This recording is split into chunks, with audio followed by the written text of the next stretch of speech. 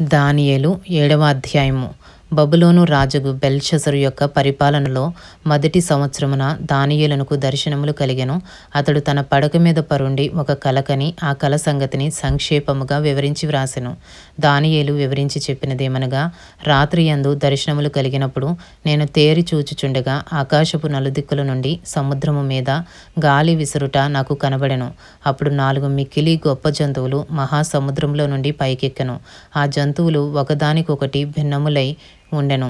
మొదటిది సింహమును పోలినది గాని దానికి పక్షిరాజు రెక్కల వంటి రెక్కలుండెను.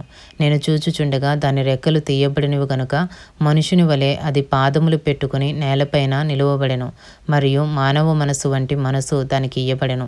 రెండవ జంతువు ఎలుగుబంటిని పోలినది. అది ఒక పార్శ్వము మీద పండుకుని తన నోట పండ్ల మధ్య 3 ప్రక్కటెముకలను పట్టుకునేది. కొందరు లెమ్ము, విస్తారముగా మాంసము భక్షించుము అని దానితో చెప్పిరి. అటు పిమ్మట చిరుత పులిని పోలిన మరి ఒక జంతువును చూచితిని.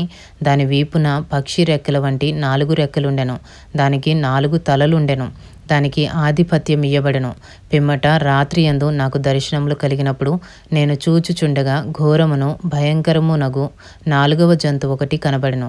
అది తనకు ముందుగా నుండిన ఇతర జంతువులకు భిన్నమైనది. అది మహాబల మహాత్యములు గలది. దానికి పెద్ద ఇనుప దంతములను 10 కొమ్ములు ఉండెను. అది సమస్తమును భక్షించుచు తుత్తునీయులుగా చేయుచు మిగిలిన దానిని కాళ్ళ క్రింద అనగద్రొక్కుచుండెను. నేను ఈ కొమ్ములను కనిపెట్టగా ఒక చిన్న కొమ్ము వాటి మధ్యను లేచెను. దానికి స్థలమిచ్చుటకై ఆ కొమ్ములలో 3 పెరికివేయబడినవి. ఈ కొమ్మునకు మానవుల కన్నుల వంటి కన్నులను, గర్వముగా మాటలాడు నోరును ఉండెను. ఇంకా సింహాసనములను వేయుట చూచితిని. మహావృద్ధుడొకడు కూర్చుండెను. ఆయన వస్త్రము హిమము వలె ధవలముగాను, ఆయన వెంట్రుకలు శుద్ధమైన గొర్రెబొచ్చు వలె తెల్లగాను ఉండెను. ఆయన సింహాసనము అగ్ని జ్వాలల వలె మండుచుండెను. దాని చక్రములు అగ్ని వలె ఉండెను. అగ్ని వంటి ప్రవాహము ఆయన యొద్ద నుండి ప్రవహించుచుండెను. వేవేల కొలది ఆయనకు పరిచారకులుండిరి. కోట్ల కొలది మనుషులు ఆయన ఎదుట నిలిచిరి. తీర్పు తీర్చుటకై గ్రంథములు తెరవబడెను. అప్పుడు నేను చూచుచుండగా ఆ కొమ్ము పలుకుచున్న మహాగర్వపు మాటల నిమిత్తము వారు ఆ జంతువును చంపినట్టు కనబడెను. తరువాత దాని కళేబరము మండుచున్న అగ్నిలో వేయబడెను. మిగిలిన ఆ జంతువుల ప్రభుత్వము తొలగిపోయెను. సమయము వచ్చి వరకు అవి సజీవుల మధ్యను ఉండవలెనని ఒక సమయము, ఒక కాలము వాటికి ఏర్పాటాయెను. రాత్రి కలిగిన దర్శనములను నేను ఇంకా చూచుచుండగా ఆకాశం మేఘారూఢుడై మనుష్య కుమారుని పోలిన ఒకడు వచ్చి ఆ మహావృద్ధుడగు వాని సన్నిధిని ప్రవేశించి ఆయన సముఖమునకు తేబడెను. సకల జనులను, రాష్ట్రములను, ఆయా భాషలు మాట్లాడువారును ఆయనను సేవించున్నట్లు ప్రభుత్వమును, మహిమయు, ఆధిపత్యమును ఆయనకి ఇయ్యబడెను. ఆయన ప్రభుత్వము శాశ్వతమైనది, అదెన్నటికిని తొలగిపోదు. ఆయన రాజ్యము ఎప్పుడునూ లయము కాదు. నాకు కలిగిన దర్శనములు నన్ను కలవరపరచుచున్నందున దానియేలను నేను నా దేహంలో మనోదుఃఖము గలవాడనైతిని. నేను దగ్గర నిలిచియున్న వారిలో ఒకని యొద్దకు పోయి ఇందును గూర్చిన నిజమంతయు నాకు చెప్పుమని అడుగగా అతడు నాతో మాట్లాడి ఆ సంగతుల భావమును నాకు తెలియజేసెను. ఎట్లనగా ఈ మహాజంతువులు 4 ఉండి లోకమందు ప్రభుత్వము చేయబోవు 4 రాజులను సూచించుచున్నవి. అయితే మహోన్నతుని పరిశుద్ధులే రాజ్యాధికారము నొందుదురు. వారు యుగయుగములు, యుగయుగాంతముల వరకు రాజ్యమేలుదురు. ఇనుప దంతములను, ఇత్తడి గోలును గల ఆ 4వ జంతువు సంగతి ఏమైనదని నేను తెలుసుకొనగోరితిని.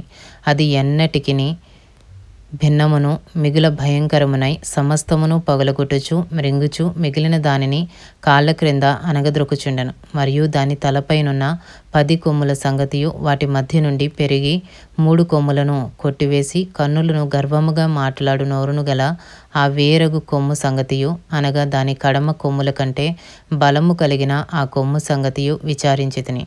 ఈ కొమ్ము పరిశుద్ధులతో యుద్ధము చేయుచు వారిని గెలుచునదాయెను. ఆ మహావృద్ధుడు వచ్చి మహోన్నతుని పరిశుద్ధుల విషయంలో తీర్పు తీర్చు వరకు అలాగు జరుగును గాని సమయము వచ్చినప్పుడు ఆ పరిశుద్ధులు రాజ్యము నేలుదురను సంగతి నేను గ్రహించితిని. నేను అడిగిన దానికి ఆ పరిచారకుడు ఎలాగున చెప్పెను. ఆ 4వ జంతువు లోకములో తక్కిన ఆ 3 రాజ్యములకు భిన్నమగు 4వ రాజ్యమును సూచించుచున్నది. అది సమస్తమును అనగద్రొక్కుచు పగలగొట్టుచు లోకమంతయు భక్షించును. ఆ 10 కొమ్ములు ఆ రాజ్యము నుండి నుండి పుట్టబోవు 10 మంది రాజులను సూచించుచున్నవి. కడపట ముందుగా ఉన్న రాజులకు భిన్నమగు మరి ఒక రాజు పుట్టి ఆ 3 రాజులను పడద్రోయను. ఆ రాజు మహోన్నతునికి విరోధముగా మాట్లాడుచు మహోన్నతుని భక్తులను నలగగొట్టును. అతడు పండుగ కాలములను న్యాయ పద్ధతులను నివారణ చేయబోనుకును. వారు ఒక కాలములు అర్ధకాలము అతని వశమున నుంచబడుదురు. అతని అధికారము నశింపజేయుటకును నిర్మూలము చేయుటకును తీర్పు విధింపబడెను గనుక అది కొట్టివేయబడును. ఆకాశమంతటి క్రిందనున్న రాజ్యమును అధికారమును రాజ్య మహాత్యమును మహోన్నతిని పరిశుద్ధులకు చెందును. ఆయన రాజ్యము నిత్యము నిలుచును. అధికారులందరూ దానికి దాసులై విధేయులగుదురు. ఇంతలో సంగతి సమాప్తమాయెను అని చెప్పెను. దానియేలను నేను విని మనస్సునందు అధికమైన కలతగలవాడనైతిని. అందుచేత నా ముఖము వికారమాయెను. అయితే ఆ సంగతి నా మనసులో ఉంచుకుంటుని. ఇంతటితో దానియేలు 7వ అధ్యాయము పూర్తి చేయబడినది.